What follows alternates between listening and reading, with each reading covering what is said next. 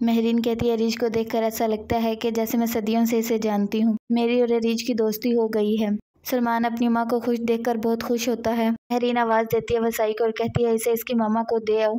सलमान कहता है ये कॉफ़ी मुझे पकड़ा दो, मैं यहाँ खुद रख देता हूँ। अरीज को भूख लगी है, इसे इसकी माँ के पास ले जाओ। अरूज कहती है बैठ जाएं ताई जान, आप खड़ी क्यों हो गई हैं? मैंने आपको एक स्टोरी सुनानी है। एक औरत होती है, वो अपनी औलाद को कभी औलाद ही नहीं कहती। दौलत की लालच में आकर अपनी औलाद को औलाद कहने का हक खो बैठती है।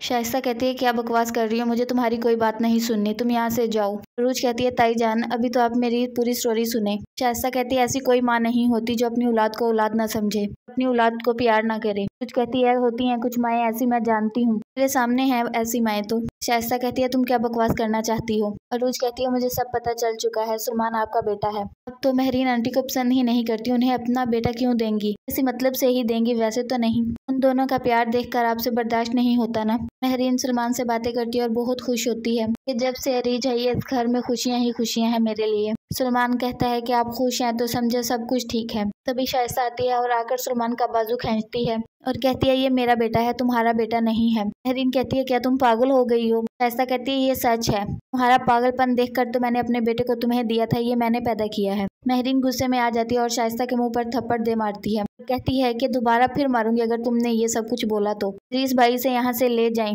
रीस शाइस्ता को कहता है चलो तुम यहाँ से। शाइस्ता कहती है हाँ सलमान मेरा बेटा है। सलमान कहता है ताई जान आपको क्या हो गया है, अब कैसी बातें कर रही हैं।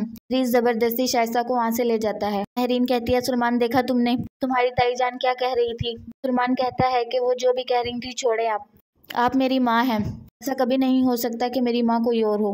महरीन को तसल्ली देता है और चुप करवाता है। रीस कहता है कि तुम सारा प्लान खराब कर रही हो, पहले थोड़ी मुश्किलात हैं जो अब तुम सलमान को अपना बेटा जाहिर कर कर क्या कर लोगी। शाइस्ता कहती है कि अब देखो मैं करती क्या हूँ, आपको परेशान होने की कोई ज़रूरत नहीं, जो मैंने सोचा है अब मैं वही करूँगी।